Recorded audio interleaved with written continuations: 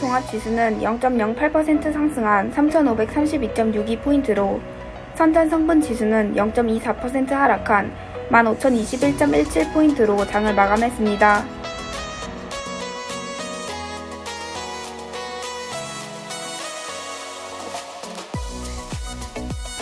ESS 산업이 급성장할 전망입니다. 정부는 전력의 안정적인 공급을 위하여 ESS 산업에 대한 지원을 강화할 것이라고 밝혔습니다. 또한 전력의 공급을 태양광이나 풍력 등 신재생 발전소 투자를 늘려 원활한 전기 공급이 가능해지게 할 전망입니다. 이번 정책으로 ESS 산업의 규모가 급증할 것으로 보입니다. 장수성 정부가 냉동식품 관리 강화를 위해 생산물 추적 시스템 적용이 안 된 냉동식품의 유통을 금지할 것이라고 밝혔습니다.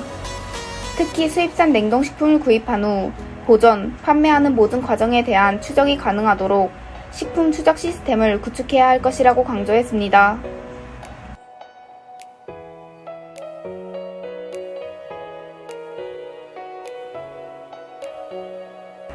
금일 중국 증시는 이틀 영업일 연속 상하이 증시가 1%가 넘는 상승폭을 기록하면서 기술적 조정세 출현에 혼조세를 보이다 강보합권에서 장을 마감했습니다.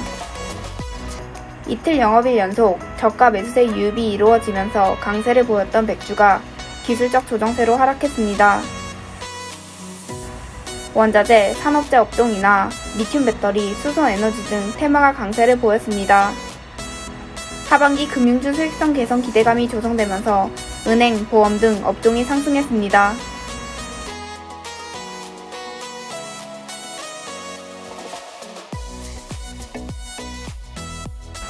LNG, 석유, 석탄 사업 운영 기업인 광위에너지는 탄소 중립 정책으로 인한 LNG 가격 급등세로 수혜를 입을 전망입니다.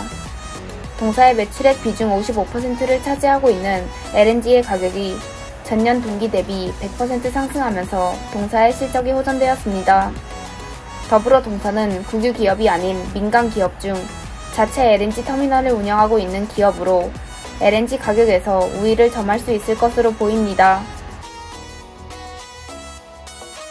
중국 해운사 1위 기업인 코스코 홀딩스가 중국의 수출입액이 사상 최고치를 경신하면서 수혜를 입을 전망입니다.